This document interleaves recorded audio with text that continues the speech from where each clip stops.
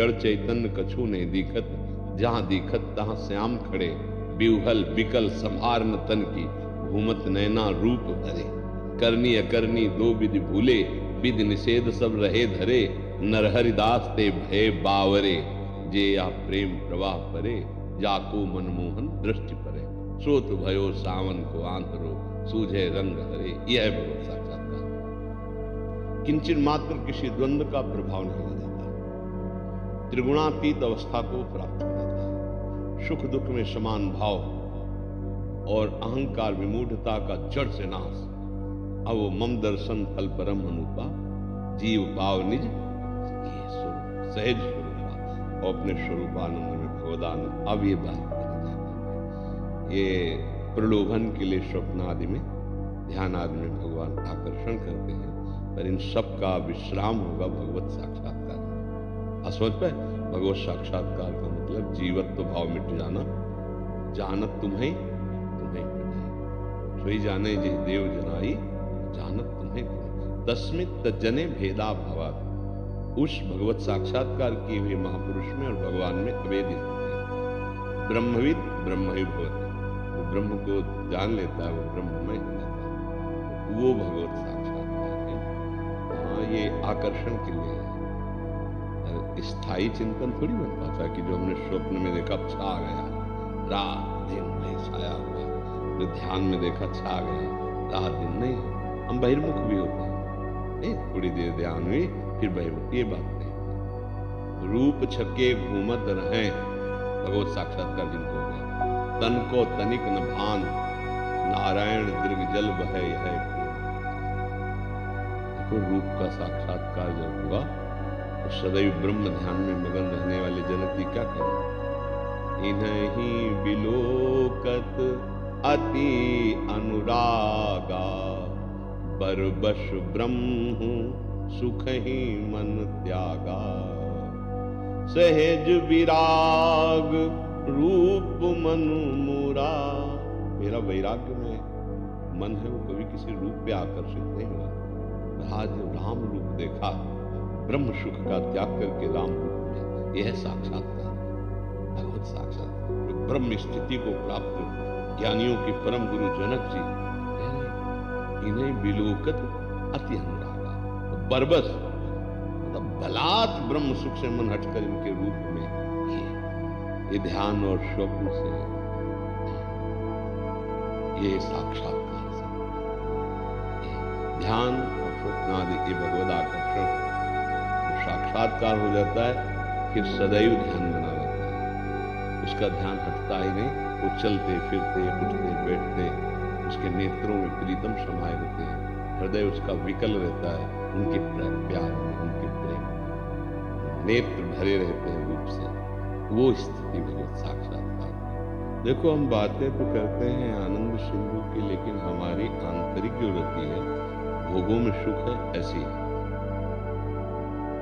भोगों में सुख है ऐसी, जब तक बुद्धि रहेगी तब तक आप जितेंद्रिय नहीं हो सकते, तब तक आप मनोनिग्रही नहीं हो सकते, तब तक आप भगवत साक्षात्कार नहीं कर सकते। भोगैश्वर्य प्रसक्ता नाम तयापहृत चेतसाम, व्यवसायत्मिका बुद्धि समाधो न विधीयते। श्री भगवान के जिसके अंतर की बात है ये, जो भोग और ऐश्वर्य ने जिसके चित्त का अपहरण कर लिया है, वो कभी निश्चय ही नहीं कर सकता कि मुझे भगवत साक्षात्कार करना है। बातें वैराग्य की होंगी, ज्ञान की होंगी, स्थिति भोगों में होगी। अगर असलियत में ज्ञान हो गया है, जैसे पीछे 1000 का नोट बंद हुआ था, अब एक ट्रक आपके सामने डाल दिया जाए, आपको कोई रति होगी, आपको कोई प्रसन्नता होगी। लेकिन एक 500 का नोट अगर रोड में मिल जाए तो आप चाहे जितने बड़े हो, एक बार आसपास देख के झुक उठा लेंगे, क्योंकि उसमें मात्र बुद्धि है। अब 1000 चलता नहीं है तो उसका महत्व खत्म हो गया ना। जैसे किसी पशु के आगे आप 1 कुंतल सोना डाल दो तो उसको हर्ष होगा क्या?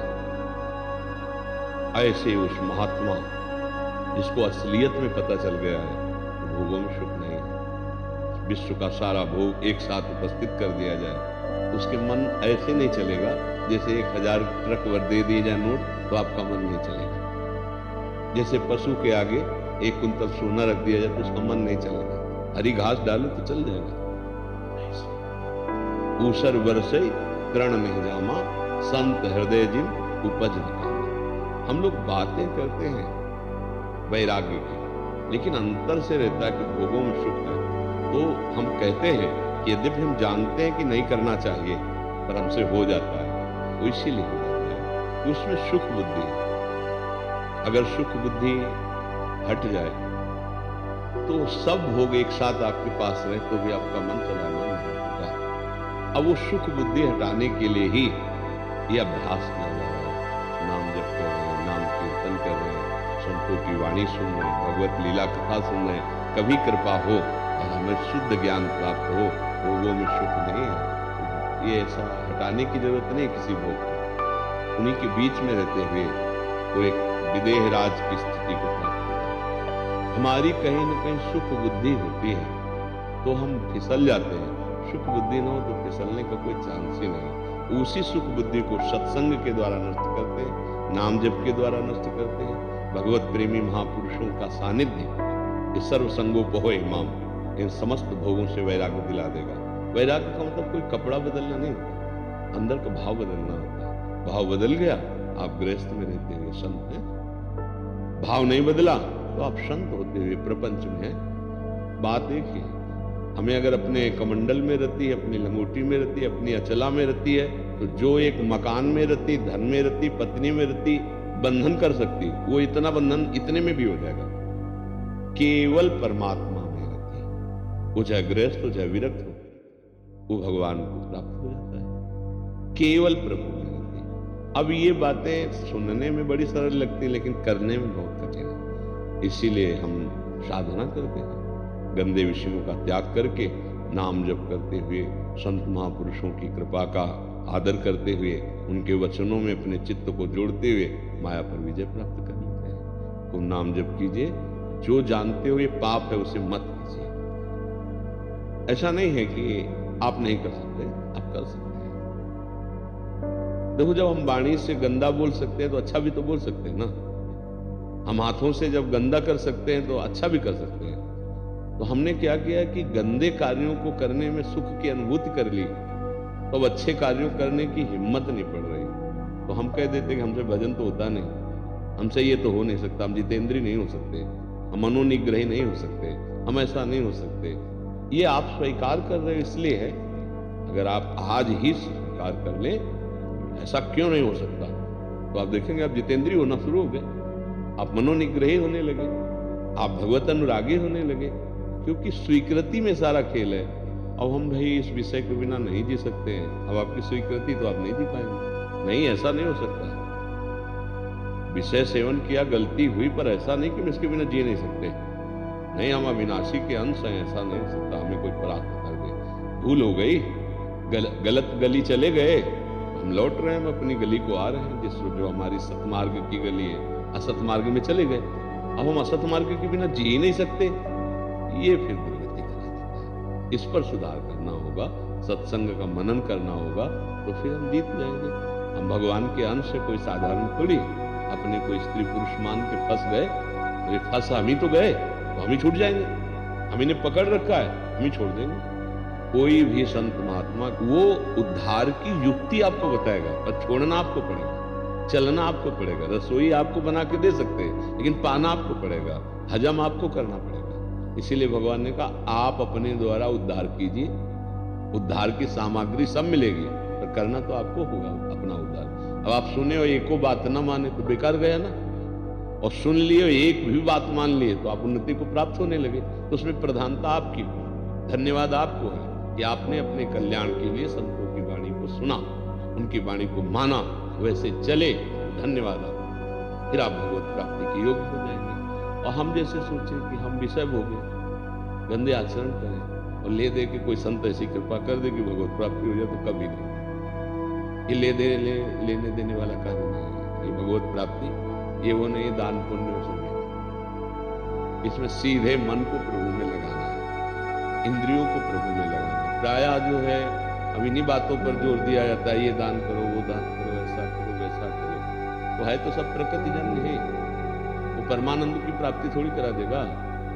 महाराज नृग सुना होगा नाम भागवत में। रोज हजारों गौवें स्वर्ण से आभूषित करके ब्राह्मणों को दान करते थे, ऋषियों को दान करते थे। एक दिन एक गाय आ गई जो ब्राह्मण को भी दान नहीं लेता था उसकी, और गौशाला में चरवाहों ने बंद कर दी। अब सुबह जब दान के लिए आया तो वो भी गाय श्रृंगारित करके दान की गई। तो जिस ब्राह्मण को ब्रह्म ऋषि को दान की गई वो लेके जा रहा था, तो वो ब्राह्मण जो खोज रहा था कभी दान नहीं लेता था, उसने कहा गाय तो हमारी है। नहीं, अभी अभी मैं दान लेकर के आ रहा हूं महाराज नृग से। दोनों नृग के दरबार में पहुंचे। उसने महाराज से कहा कि गाय आपने अभी दान की? हाँ हाँ दान की। उनका मेरी गाय है, आप हमारे पड़ोस में पूछ लीजिए, मेरी गाय है, आपके गौशाला में कैसे पहुंच गई मुझे पता नहीं, और मेरी गाय वापस करवाइए। तो उनका गाय को मैं नहीं वापस करूंगा, वो जो दान लिया था उसने कहा मैं तो ये गाय लूंगा क्योंकि मुझे दान में मिली। महाराज नृग ने कहा कि हम तुमको 1 करोड़ गाय देंगे, जिसकी गाय है उसको वापस करो। उसने कहा नहीं। तो जिसकी गाय थी उससे कहा तुम 1 करोड़ गाय ले लो। उन्होंने कहा नहीं। बस इसी अपराध में गिरगिट बने थे, गिरगिट ले। इतना बड़ा दानी द्वारिका के कुएं में गिरगिट बना पड़ा था। इसी खास बात है, नाम जप करो। खास बात है अपना कुछ न मान करके प्रभु का मानो। कहीं कुछ लेने देने वाली बातें नहीं है, जो जहां है वही छोड़ो। प्रभु का है तो दियम वस्तु गोविंदम तो दिव्य समर्पय, और नाम जप करो तो भगवत प्राप्ति हो जाए। ये दान पुण्य शुभ कर्म है। ये सोने की जंजीर है, एक लोहे की जंजीर है अशुभ कर्म, और एक सोने की जंजीर। घसीट के सोने की जंजीर से बांध दिया जाए तो मरोगे, लोहे की जंजीर से बांध दिया जाए तो मरोगे। तो ऐसे ही बार बार जन्म मरण का जो चक्र मिल रहा है, शुभ अशुभ दोनों से मिल रहा है। हमें दोनों को विध्वंस करना है। वो है भगवान नाम में, वह है अध्यात्म, वह है भगवान को मार्ग। वो बड़ा दुर्लभ है, केवल शुद्ध भगवान के मार्ग की बात सुनने को मिल जाए, समझने को मिल जाए कि मार्ग किसे कहते हैं। तो तुम्हारी बुद्धि कहां लगी? धन में। अगर इतना होगा तो हमें इतना लाभ मिल जाएगा, वो बात नहीं। जब एक कुछ नहीं अपने मन को केवल प्रभु में लगा तो लगा कि ये इतना आज तक कमाया इसका कोई महत्व नहीं। तो यही बात तुम्हारी खास आध्यात्मिक किया है, किसका महत्व।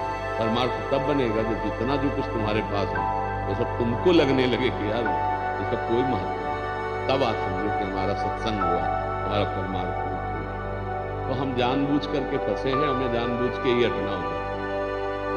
हम ही फंसे हैं, कोई दूसरा हमें नहीं फंसा है। इसमें सुख है, बस इसी भावना ने मुझे फंसा लिया। तो भगवान कह रहे दुख खा ले, हम कह रहे सुख खा ले। उल्टा बुद्धि हमारी है, भगवान की नहीं है। हम जिस दिन सही समझ जाएंगे उस दिन हम निकल